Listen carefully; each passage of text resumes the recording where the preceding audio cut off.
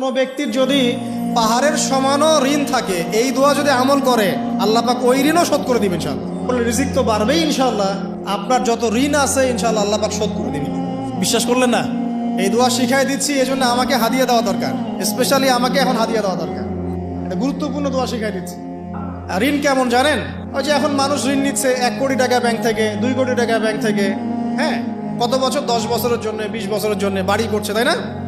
তার ধারণা এমন যে সে মারা গেলে তার ঋণটা কেউ না কেউ শোধ করে দিবেই দিবে, তাই তো? আর আল্লাহর রসুল কি বলছেন দেখেন, একজন মারা গেছেন, নবী সাল্লাল্লাহু আলাইহি ওয়াসাল্লামের সময় একজন মারা গেছেন। তো নবী করিম সাল্লাল্লাহু আলাইহি ওয়াসাল্লাম বলছেন, এই ব্যক্তির কি কোনো ঋণ আছে?